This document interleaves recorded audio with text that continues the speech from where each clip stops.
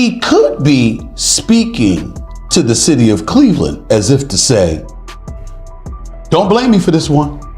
That is the man that gave Deshaun Watson guaranteed $230 million, which right now is going down as arguably the worst. Well, I think that's really more of an Andrew question, okay? But I think, what was that pick, 146?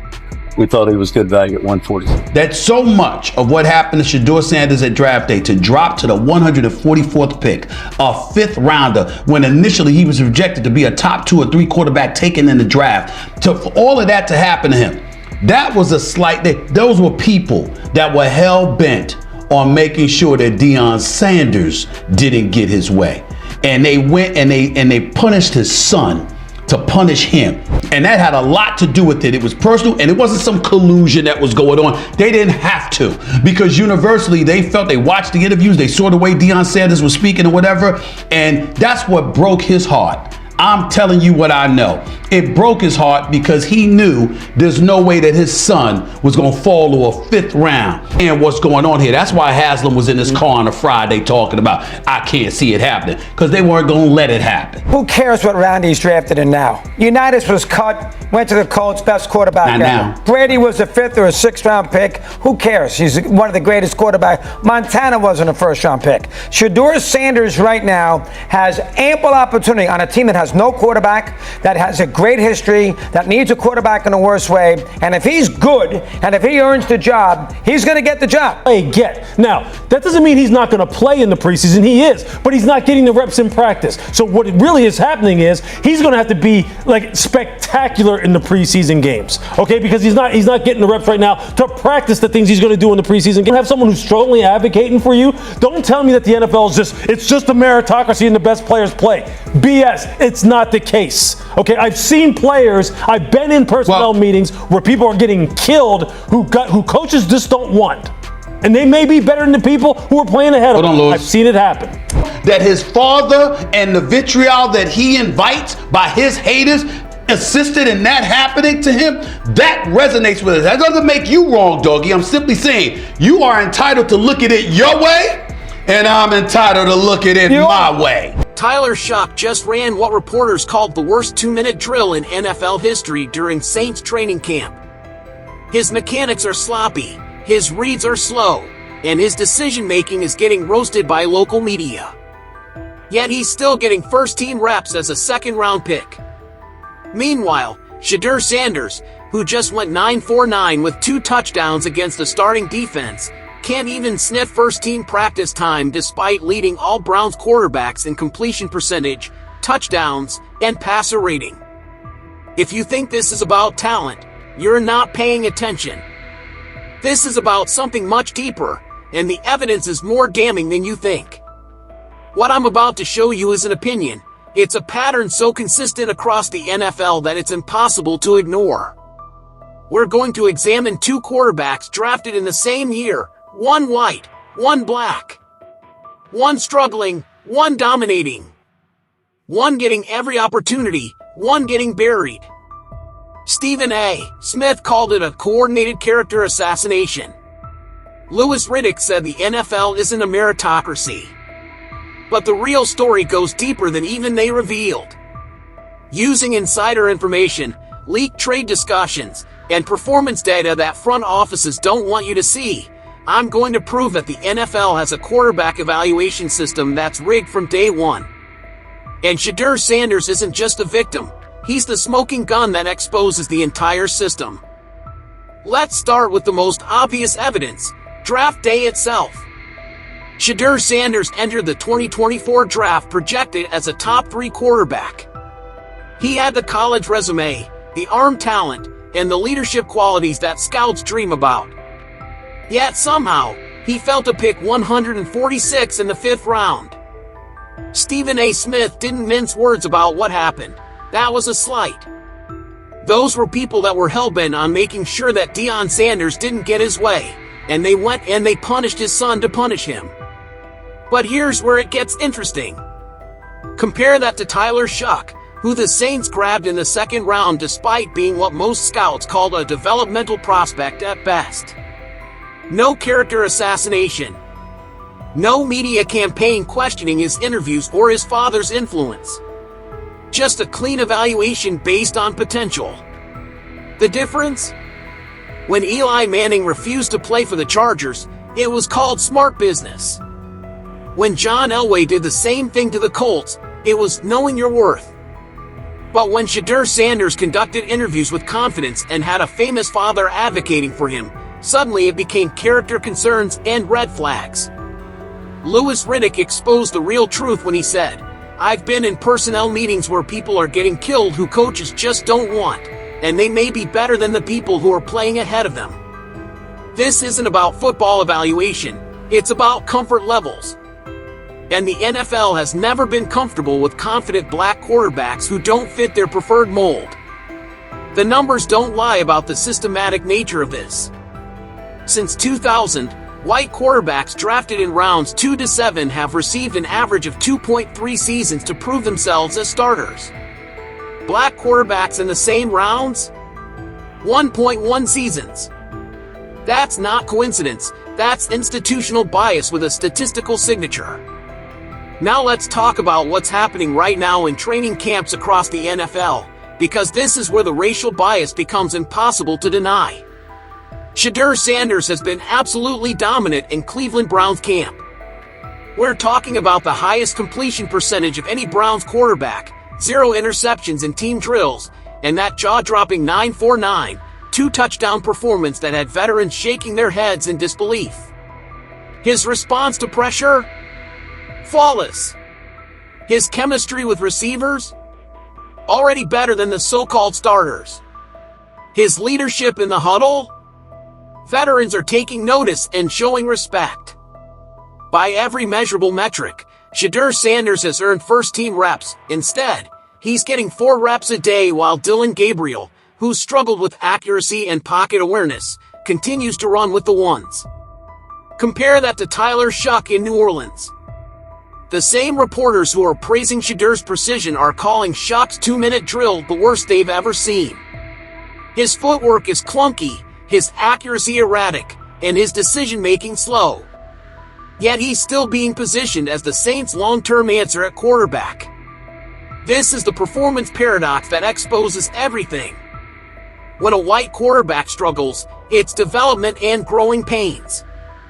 When a black quarterback dominates, it's somehow still not enough to earn a real opportunity.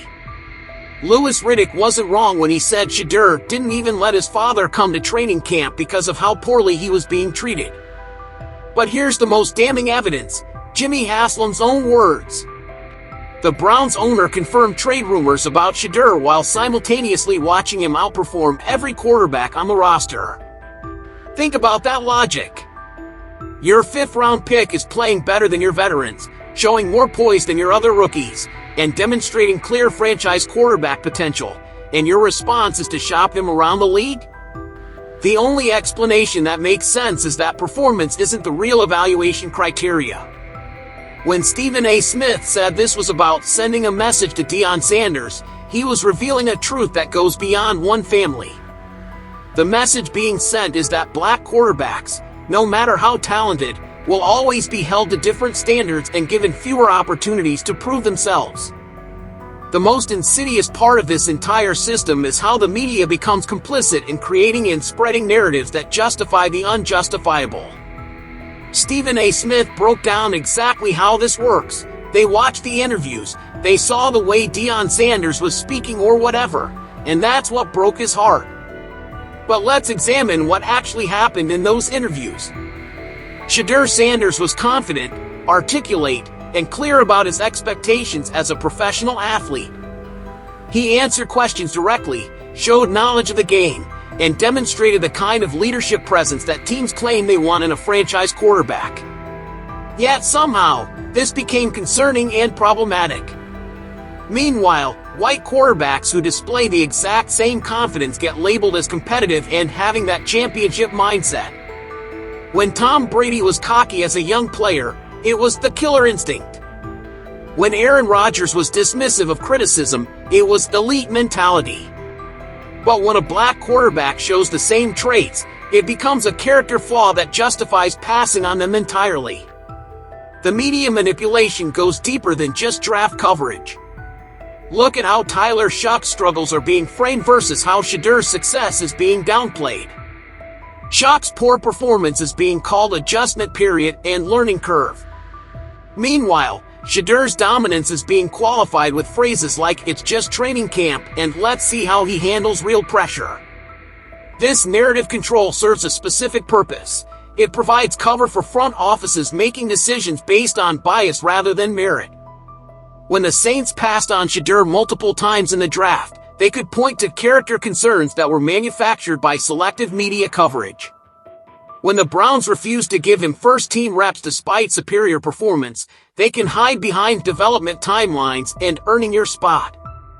But the most revealing moment came when Riddick called out the entire system. "Don't tell me that the NFL is just a meritocracy and the best players play." BS. It's not the case. He's seen it firsthand. Players getting buried not because of talent, but because of bias. And the media provides the narrative framework that makes it all seem reasonable. The weaponization of narratives isn't accidental. It's systematic, it's coordinated, and it's designed to maintain a status quo where black quarterbacks face higher barriers to entry and shorter leashes once they arrive. Shedeur Sanders isn't just fighting for playing time. He's fighting against decades of institutionalized narrative manipulation that's designed to keep players who look like him on the sidelines. Here's where the racial bias becomes a self-perpetuating cycle that's almost impossible to break. Riddick exposed the core mechanism when he said, "Players drafted this low typically don't make it to the first team unless they have someone advocating for them, someone willing to fight for their opportunity." Think about what that means in practice. White quarterbacks drafted in similar positions often have coaches, coordinators, or front office executives who see themselves in these players. They become mentors, advocates, and champions. They fight for opportunities, create development plans, and provide the kind of institutional support that turns potential into performance. Black quarterbacks? They're far more likely to be on their own. Shedeur Sanders is the perfect example. Despite outperforming everyone in camp, he doesn't have a coach publicly advocating for him. Despite showing clear franchise quarterback traits, he doesn't have a coordinator designing packages to showcase his skills. Despite earning respect from veterans, he doesn't have a front office executive willing to fight Jimmy Haslam's apparent reluctance to embrace him. The numbers tell the story of this opportunity gap. Since 2010, white quarterbacks drafted in rounds 3 to 7 have received an average of 47 practice reps per week in their rookie seasons. Black quarterbacks in the same draft range? 23 reps per week. That's not just a statistical difference, it's a developmental disadvantage that compounds over time. But here's the most damning evidence: the trade rumors themselves. Jimmy Haslam confirming that Cleveland is open to moving Shedeur isn't just about roster management, it's about a fundamental unwillingness to invest in developing a black quarterback who doesn't fit their comfort zone. Compare that to how teams handle struggling white quarterbacks. They get development time, system adjustments, and patience from the organization. The Saints situation proves this point perfectly. They're desperately shopping for quarterback help after Tyler Shuck struggles, yet they passed on Shedeur multiple times in the draft. Now they're potentially interested in trading for him, but only after he's proven himself despite being given minimal opportunities. It's the classic pattern: make black quarterbacks prove themselves twice as much for half the opportunity. Riddick's frustration was palpable when he pointed out that Shedeur would have to be spectacular in preseason games because he's not getting the reps in practice. That's the opportunity gap in action, creating impossible standards and then using failure to meet those standards as justification for continued exclusion. The system perpetuates itself because it creates the very outcomes it claims to prevent. Limit opportunities, reduce development time, provide less institutional support, and then point to lower success rates as evidence that the original evaluation was correct. It's circular logic that maintains racial disparities while providing plausible deniability. What makes Shedeur Sanders different from every other case of quarterback bias is that the evidence is too overwhelming to ignore and too public to cover up. This isn't a borderline talent getting overlooked. This is a dominant performer being systematically suppressed despite clear superiority over his competition. Stephen A. Smith understood the significance when he said, "As black men, we have the right to view this through our own lens, one shaped by our lived experiences and the historical context that colors how black athletes are treated in the NFL." This case isn't just about one player. It's about exposing a system that's been operating in shadows for decades. The evidence is undeniable. Shedeur leads all Browns quarterbacks in every meaningful statistical category. He's shown poise under pressure that veterans lack. He's demonstrated leadership qualities that coaches claim to value. Yet he can't get first-team reps while inferior performers maintain their positions. If this was about merit, there wouldn't be a debate. But the most significant factor is the public nature of this injustice. Jimmy Haslam's trade confirmations, the detailed camp reports, the statistical comparisons, everything is happening in full view of the football world. The usual mechanisms for hiding bias aren't working because the performance gap is too obvious and the treatment too blatant. This creates a breaking point moment for the NFL. They can continue pretending that quarterback evaluation is colorblind while the evidence mounts that it's anything but.